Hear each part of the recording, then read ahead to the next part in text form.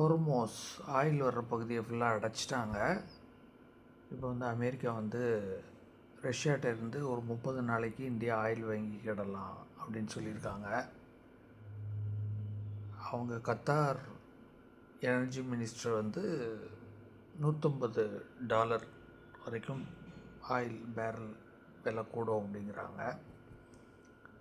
Videos எதாவது எடுத்து போட்டாச்சுன்னா உடனே யூடியூப்பில் ஸ்ட்ரைக் கொடுத்துட்றாங்க. அதனால் வீடியோ போடுறதே பார்த்து தான் போட வேண்டியிருக்குது. இந்த பகுதி தான் அவங்க அடைச்சிருக்காங்க, ஆயில் சொக் பண்ணியிருக்காங்க, சொக் பாயிண்ட்ஸ்ன்னு சொல்லிட்டு. அவங்க சைனாவுக்கு கொடுக்குறதா இருக்காங்க. வெஸ்டர்ன் கண்ட்ரிஸ் எதுக்கும் கொடுக்க மாட்டோம் அப்படின்ட்டு இருக்காங்க. ஈரான் அவங்க ஏதாவது ஷிப்பு கொண்டு வந்தாங்க ஆயில் எடுக்க அப்படின்னா நாங்கள் அட்டாக் பண்ணுவோம் அப்படிங்கிறாங்க. ட்ரம்ப் இன்னும் சொல்லிட்டு தான் இருக்கிறாரு, சீக்கிரம் முடிக்கணும், சரண்டர் ஆகுங்க அப்படின்னு சொல்லிட்டு. பட் அவங்க வந்து இஸ்ரேல் பக்கம்லாம் நேற்று நைட்லாம் அட்டாக் பண்ணியிருப்பாங்க போல். ஈரான் இவங்களும் நிறைய அட்டாக் பண்ணிகிட்ருக்காங்க, இஸ்ரேலும் அமெரிக்காவும். அங்கே கல்ஃப் கண்ட்ரிஸ் ஃபுல்லாகவே ரொம்ப இஷ்யூஸ் இருக்குது. ஃப்ளைட் கேன்சலேஷன் இருக்குது. அவங்களுடைய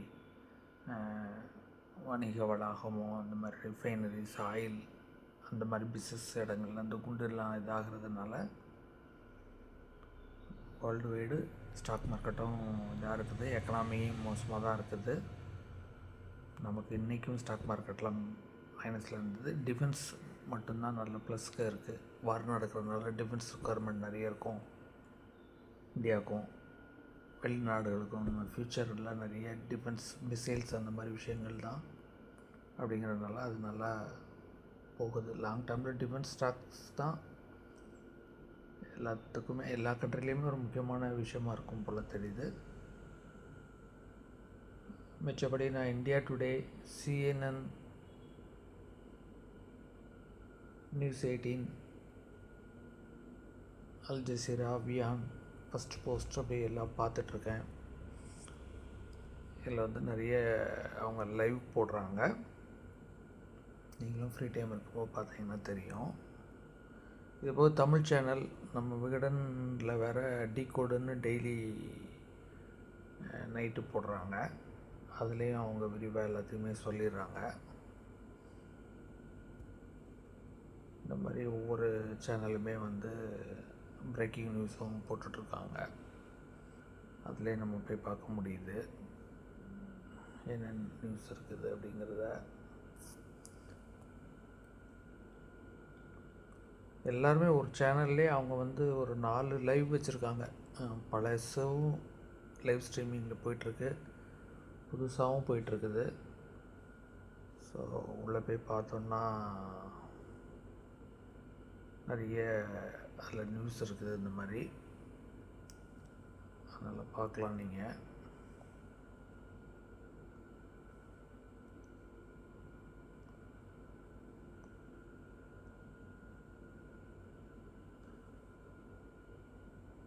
சிஎன்எனில் வேறு மாதிரி கவர் பண்ணிகிட்ருக்காங்க.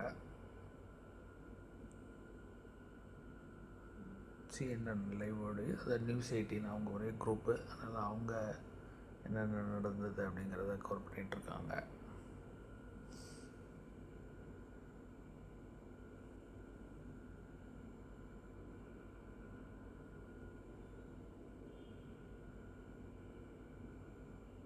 கீழே நிறைய அந்த விளம்பரம் மாதிரி விஷயங்கள் போடுறாங்க. அதனால் ஃபுல்லாக கவரேஜ் இல்லை. அந்த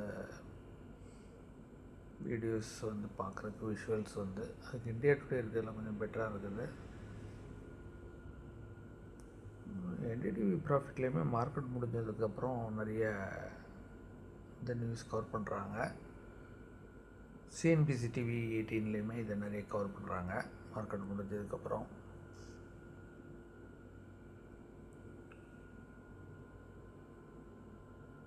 சும்மா அந்த சேனல்ஸ் மட்டும் இது பண்ணுறேன். ஃபஸ்ட் போஸ்ட்டில் நிறைய கவர் பண்ணுறாங்க. டெய்லியுமே அவங்க நைட்டும் 9:30க்கு வந்து ஃபுல்லாகவே கவர் பண்ணி என்ன ஏதுன்னு டீட்டெயில்ஸ் போடுறாங்க.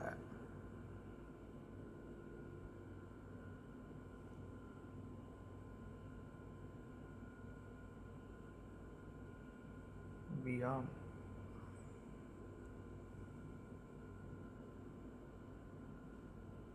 வியான் அல் ஜசீராலாம் ரொம்ப பரபரப்பாக நியூஸ் போட மாட்டாங்க, கொஞ்சம் நிதானமாக கரெக்டாக போடுவாங்க. ஃபஸ்ட்டு போஸ்ட்டும் அப்படி தான் இருக்கும். இந்தியா டுடேலாம் கொஞ்சம் பிரேக்கிங் நியூஸ் அப்படிங்கிறத நிறைய போட்டுட்ருப்பாங்க, டிஆர்பிக்கு போடுற மாதிரி.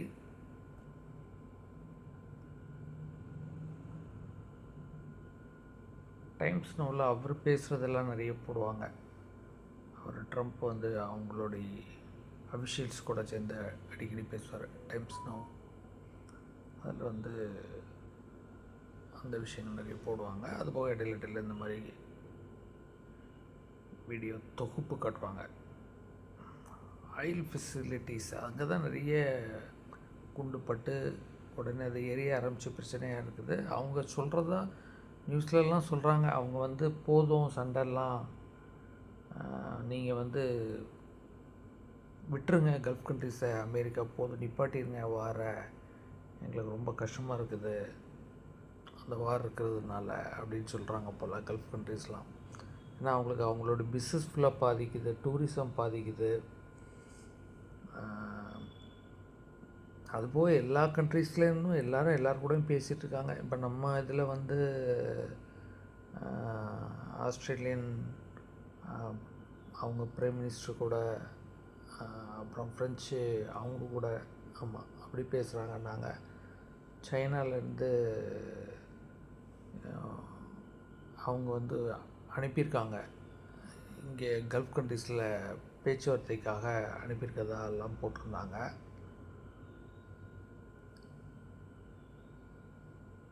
லைவ்னு போட்டாலே இதில் இந்த மாதிரி நிறைய வருது.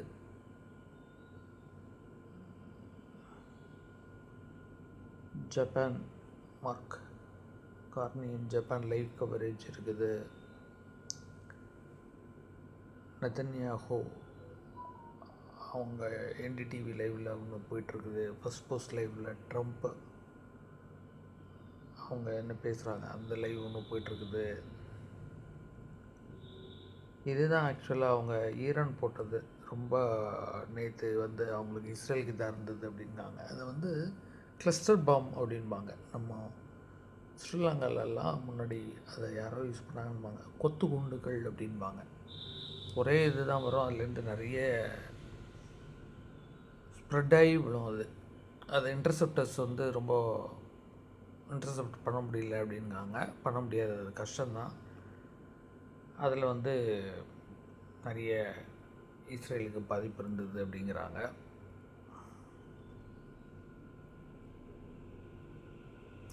இதை போட்டிருக்காங்களே, ஈரான் ஃபயர்ஸ் டெட்லி, அது எப்படி உச்சரிக்கிறதுன்னு தெரில, மிசைல் கூட பிரச்சனையாக தான் இருக்குது. Qatar shoots down Iran drone barrage. இது ஆடியோவாக இது பண்ணால் தான் நமக்கு இதாகும். சப்டைட்டில் போடுறதுனா போடலாம்.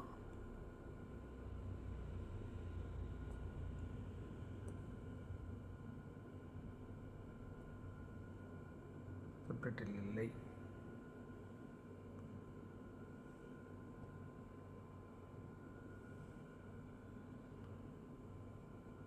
அதனால் இன்னும் எத்தனை நாளில் முடிய போகுதுன்னு தெரில. மிசைல் வந்து ரெண்டு தரப்புலையுமே குறையுதுங்கிறாங்க.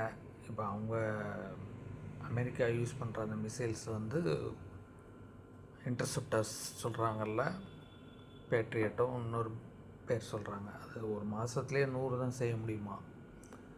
அவங்க ட்ரோன் ஏதாவது ஈரான் யூஸ் பண்ணாங்கன்னா இவங்க அதை இன்டர்செப்ட் பண்ணுறதுக்கு ஒரு மிசைல் அவங்க ஈரான்லேருந்து ட்ரோனோ மிசைலோ வந்ததுன்னா 10 இன்டர்செப்டர் அனுப்பி தான் அதில் ஒன்று அது இது பண்ணும் போல், முறியடிக்கும் போல். அப்படிங்கும்போது இவங்க வந்து 100 கொண்டு வந்தாங்க ஒரு மாதம் ரெடி பண்ணி அப்படின்னா, அது எந்தளவுக்கு அது உண்மைலாம் தெரியல. 10 நாளில் அது காலியாயிரும் அப்படி தான் சொல்லலாம். ஏன்னா 10 மிசைல் அங்கேருந்து வந்ததுன்னா, ஒரு மிசைலுக்கு 10ன்னு விட்டாங்கன்னா 100 வந்து 10 டைம்ஸ் தான் யூஸ் பண்ண முடியும். ஆனால் இப்போ போயிட்டுருக்கிறதுலாம் பார்த்தா அங்கேருந்தும் நிறைய வருது, இவங்களும் நிறைய இது பண்ணுறாங்கங்கும்போது ஒரு வாரத்துக்குள்ளே ஏகப்பட்டது யூஸ் பண்ணியிருக்காங்க ரெண்டு தரப்புலேயும். இந்த ஃபட்டா 2 அது பயங்கர பவர்ஃபுல்லாக இருக்கும் உங்களுக்கு அவங்க ஈரான்கிட்ட. இது போக இவங்க அமெரிக்காவும் ஒரு வெப்பன் வச்சுருக்குறாங்க. அது கிட்டத்தட்ட ஒரு நியூக் மிசைல் மாதிரி இருக்கும் போல் அது. 13,000 கிலோமீட்டர் வரைக்கும் போகும் பொழுது அது வந்து அங்கேருந்து யூஎஸ்லேருந்து அடித்தாலே இங்கே இஸ்ரேல் வரும் போல் அது. இதை பற்றி இதை டீட்டெயில் போட்டிருந்தாங்க, நான் இதிலே பார்த்தேன். 23,000 ஸ்பீடு வந்து அது 23,000 கிலோமீட்டர் பெர் அதாவது ஸ்பீட் போட்டிருந்தாங்க. ஒளியின் வேகத்தை விட வேகமாக வரும் அப்படின்னு சொல்லிட்டு. நிறைய இங்கிலீஷ் சேனல்ஸு ஃபுல்லாகவே லைவ் கவரேஜ் நிறைய இருக்குது.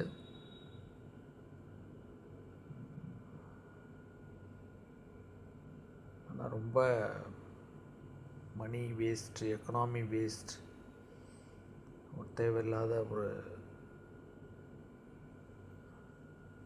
அவங்களுடைய லீடர்ஸ் பவரில் இருக்கிறவங்களுடைய தப்பான முடிவுகளனால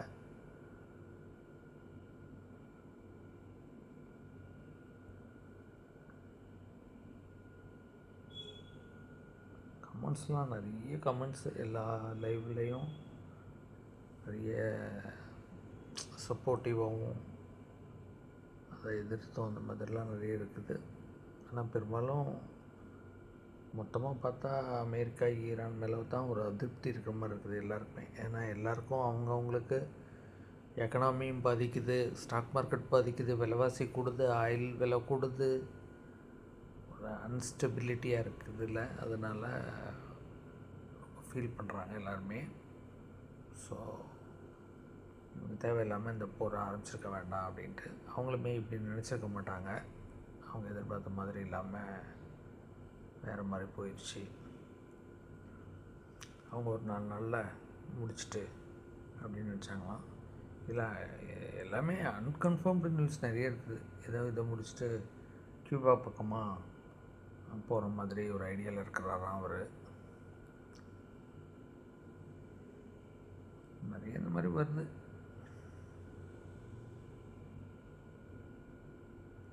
இதுதான் அவங்க போட்டது ஈரான். இதை தான் ரொம்ப பரபரப்பாக சொல்கிறாங்க.